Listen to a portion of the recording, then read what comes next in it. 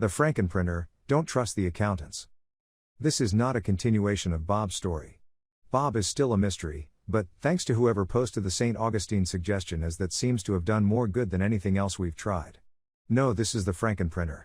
I work in a college print shop, with the high-performance printers, where we handle all the big jobs, anything that needs lots of finishing, and anything staff are too lazy to handle themselves.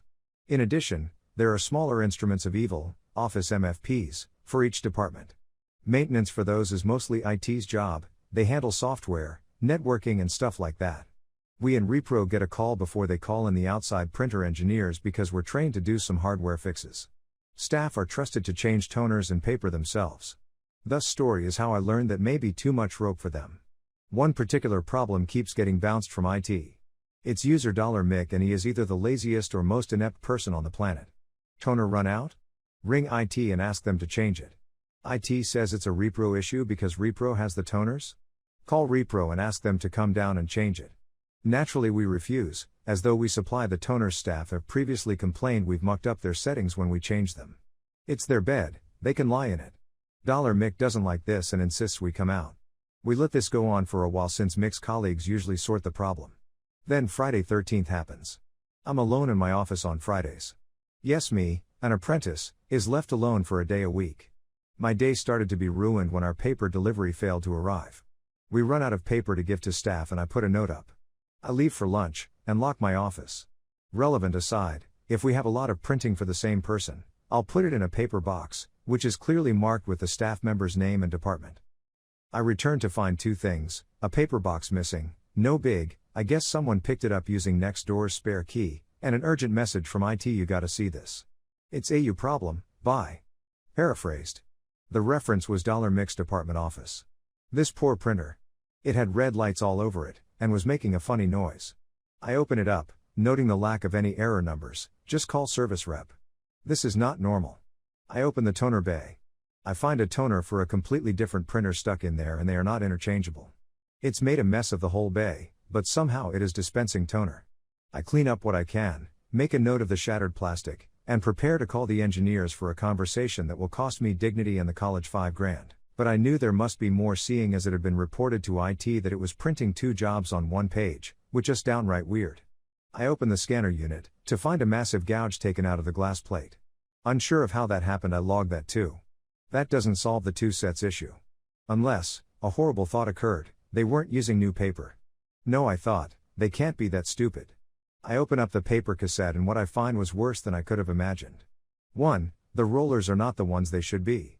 Evidently, the accountants have reached a level of confidence where they are now replacing parts themselves. Which would be great, if it was the right brand or even size. 2. They are using paper which they've nicked from my office. Paper that has already been printed. Surely they must have noticed? Evidently not. Their stolen paper worked fine, up until they reached the stapled sheets. Which has gummed the machine right up. I give up after 20 minutes of trying to pick stapled paper out of the inner workings, as they'd made it surprisingly far. I replace the rollers, and the waste toner unit, bodged water bottle, so they're 2 less things for the engineer to cry about. My final job is to gather the serial code and fault codes for the engineer. Serial code was easy enough, but fault code, good lord, did the printer have a sense of humor. Instead of displaying an error code, it displayed the name of the last user to send a job, and therefore, its murderer. Mick the accountant. Today we had the reckoning. Engineer was here for 5 hours. We were honest, told him the full story. He was honest, told us we were screwed. He did what he could, then arranged for a pickup for Frankenprinter. The accountants have voided the lease and it'll cost about $5,000 to get a new printer. Guess we will respond to change toner jobs from now on. Story 2. Old-time tape backup systems, you usually get what you pay for. This story goes way back, early 1980s. One of my very first support experiences. Apologies for length. I was a field engineer for a company that sold turnkey systems to various customers, sometimes local public agencies, which was the case with this problem. The system was a 16-bit mini-computer with various peripherals including large old-style disk drives, line printers, dumb terminals, connected to serial ports, and a tape drive for backups.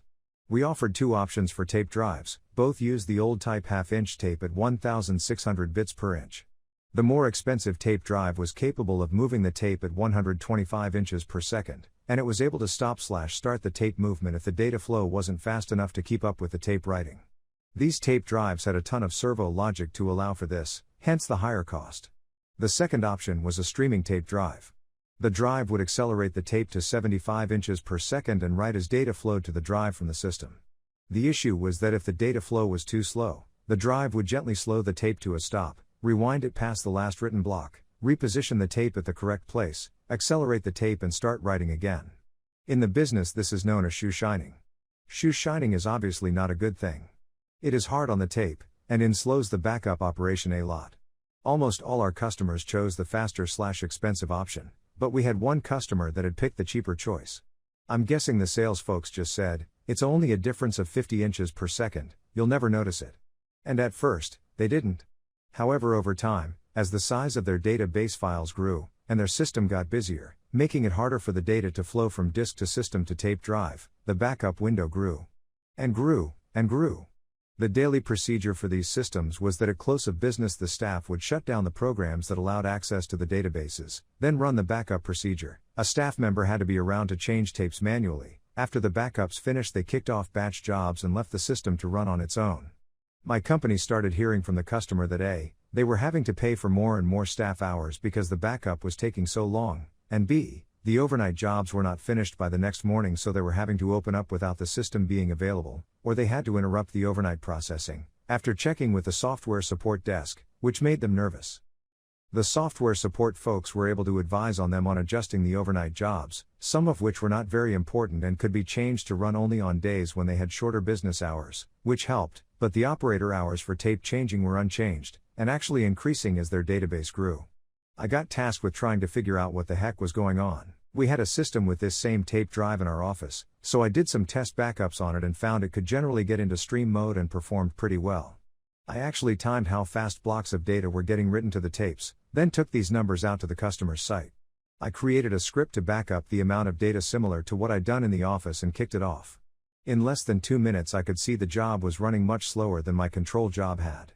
The progress in data blocks was displayed on console I was using, and I could see it counting up, pausing, counting up, pausing, every 5 to 10 seconds. The tape drive was a side load type where the reels were inserted horizontally, so I could not see what they were doing. I put my ear next to the drive, watched the console while my job ran, and I could hear the swish of the tape moving, then it would wind down, starting swishing again, wind down, pause, then swish up again. I played around with tape drive and found I could peek inside and watch the reels, and sure enough, they were turning, reversing, pausing. Rinse repeat, classic shoe shining. I had no idea how to proceed, so I called my support guys in the head office. They were really cool folks but were surprised that we had sold this type of tape drive to this type of customer. Usually the cheaper tape drive was only sold to smaller customers whose systems were less busy. Their only suggestion was to try running the backup procedure with the system shut down to basically single user mode. Kill all the background jobs, run the backups, then reboot the system. I was pretty sure the customer would not agree to this procedure becoming part of their SOP. The support guys agreed and told me that swapping out the tape drive was their recommendation. Great, that solution was going to please nobody. The customer wouldn't want to pay for an upgrade and the company wouldn't want to give them a free unit. I went back to the drawing board and dug into any options that either our tape utility software offered or that the tape drive had. After some research, I found that the tape drive could be locked into running at the 25 inches per second instead of 75. This seemed like a real long shot, but I wondered if this would reduce the shoe shining since it would be easier for the system to get data to the tape drive at this slower write speed. I reran my test script with the tape drive forced to 25 IPS and was happy to find that this did eliminate the shoe shining.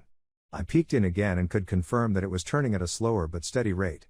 It was still way slower than my control numbers, but it was faster than shoe shine mode.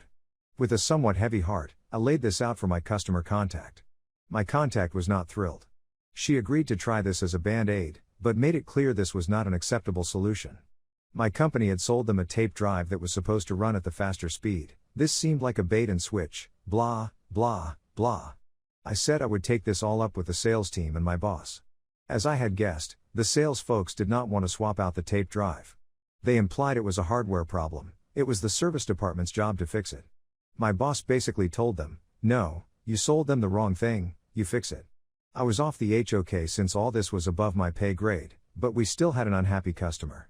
We needed to figure something out. Luckily, We had another customer who was in the process of upgrading to an even fancier tape drive, one that could write at 6,250 bits per inch, the latest and greatest. Someone got the idea to take their old unit as a trade-in, and offer that to the first customer. The upgrade customer was pleased to have a modest amount credited as trade, my boss was happy to do the swap out for free, and the sales guys were happy to cover the incidental costs, different mounting hardware and tape controller hardware. So at the end of the day the problem was solved. Not really a repair, more a correction to a system configuration/sales error. I saw a few of these at my time and the usual solution was throwing hardware at the problem.